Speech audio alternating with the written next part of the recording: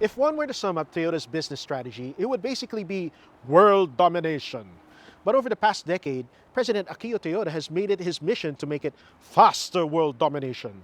He's brought excitement back to the brand with cars like the 86, the Supra, and the GR Yaris. But Toyota still has to make boring, everyday commuter cars, cars like the Yaris Cross. Now, obviously, this is not a GR Yaris, and it shares almost nothing with the GR Yaris except a name. But has Toyota's newfound spirit made this exciting? Let's find out.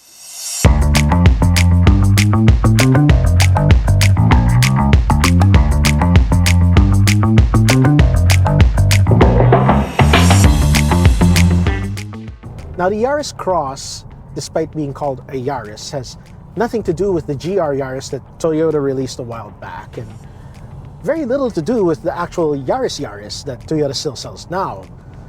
In fact, it's more closely related to the Toyota Race, the Vanza, the Veloz, all the other DNGA Daihatsu new global architecture cars that come out of its ASEAN arm.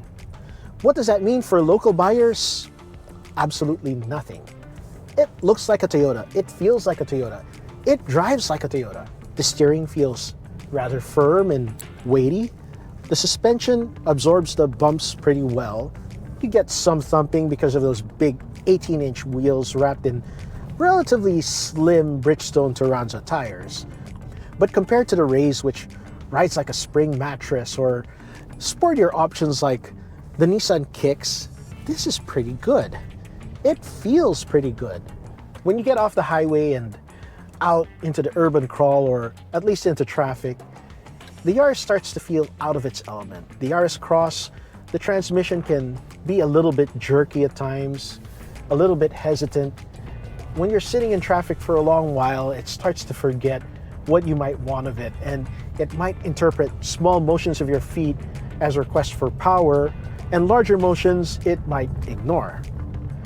Also, when you're stuck in traffic and you have to jockey for space with bigger cars, you start to feel the twin issues of this being a little bit tall for something this size and a little bit small for something this tall. So it's hard to judge the corners without looking out over the hood. You do get parking sensors though. You get all-around sensors, and the cameras are just about okay. The resolution is so-so, and the latency is rather high, but it's better to have them than not to have them. Aside from that, you do get full level 2 assists. You get adaptive cruise control, you get lane keeping, all the good stuff. And that is quite something to have on something in this price range. In terms of fuel economy, the Yaris Cross is about average for a small 1.5 liter automatic. We've actually seen about 18 plus on the highway, but on a very hilly section of highway. And at a push, we figure it can do about 20 plus kilometers per liter. Not quite in the same range as the EV version, the hybrid EV version, but still pretty decent. In traffic, about 8 to 12, what you'd expect of a small vehicle like this. Now, getting out of hellish Philippine traffic gives you time to contemplate and relax in the Yaris Cross's beautiful interior. This is a nice interior. It's a far cry from the Race. It has the same sort of look and some of the same switchgear and vents, but it feels very global. This reminds me of the first time I sat in the new Corolla or Corolla Cross. You've got a lot of clean design, clean lines here, and like many new cars, it's got a split level dash, but unlike those other cars, they've put some thought into the material of that split level dash. Now, aside from that, you get this perfectly sized and perfectly shaped steering wheel, and the rest of the forward design is a little less successful. Of course, you've got the digital instrument cluster, which is nice, and it gives you this nice hello when you start up. You've got this 10.1-inch touchscreen, which is also nice looking as long as it's off.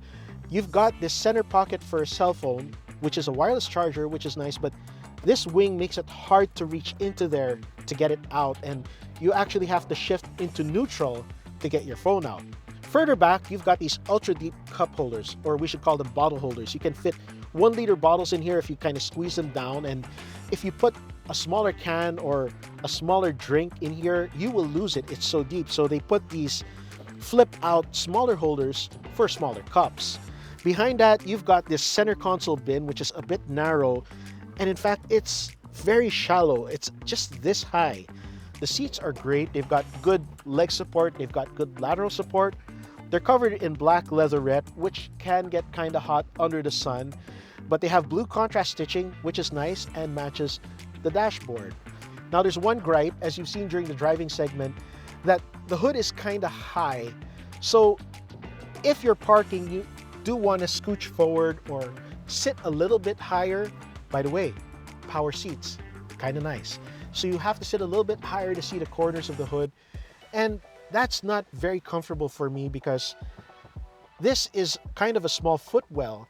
So the more natural seating position is back down here where you can't see very much in front of the car.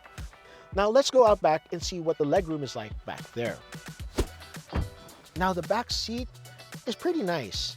It's not as roomy as in a bigger crossover and not as small as in a smaller crossover like the Race. Big brain moment. A medium-sized crossover is medium. You've got a lot of legroom, but the front seats are pretty close to you. Now, there's space for 3, there's seat belts for 3, but the center spot is not very wide. That center person has to be a very small person or a child, and if it's a child's seat, you're going to be kind of crowded in here. You've got lots of leatherette in here, lots of soft touch materials. You even have soft touch materials on top of the doors. Now, you do have hard plastics in here, but they're out of the way where your hands will not be. It is a nice place to sit. Now, in terms of space, you've got a lot of headroom. You've got a lot of elbow room, again, for 2, not for 3. And you've got a lot of knee room. You can cross your legs if you are very flexible. To get them uncrossed will require me to do something undignified. So please look away and we'll go out back. Despite its subcompact size, Yaris Cross has a surprisingly large cargo area. Oh, and a power tailgate. You don't get that anywhere else at this price or this size. Now you've got a rolling tonneau cover, retractable and removable, and you've got a split level floor. Now in the race position, it gives you a completely flat load bay so that you can lower the second row seats and put in large items with minimal fuss, especially considering how low this floor is. It makes it a lot easier for typically small Filipinos like myself to load groceries and heavy items. With the seats up, you don't have very much vertical space in here. Now, we managed to fit an upright air conditioner in here with a little finessing, but that was only like 3.5 feet tall. Anything really big or bulky, you might want a bigger crossover. But in this size class, this is an excellent performance. It's odd that there's a line between the global Yaris Cross and this Asian Yaris Cross because this is the most globalized that any DNGA car has ever felt. This actually feels like a baby RAV4.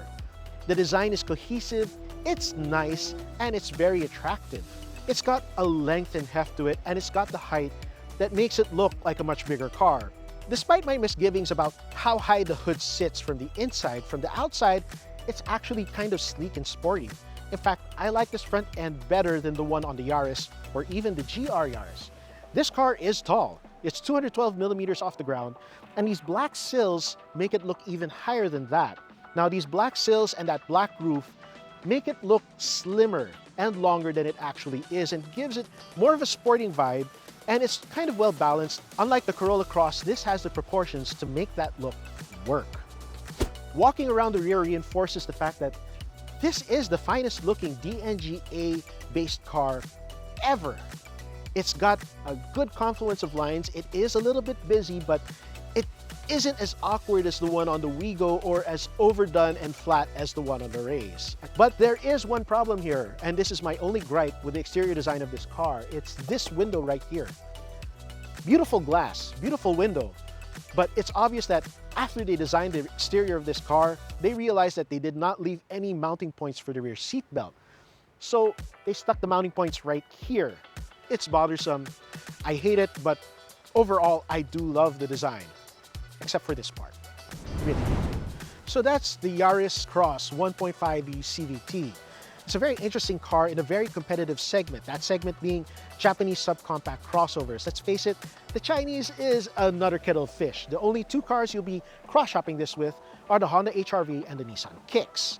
Pros, this is stylish. It looks good, it looks great, it's well equipped. It's got 18-inch wheels, which you can't get on its competitors at this price segment. I love the paint, I love the look. Also a pro, the size. It's a pretty good size.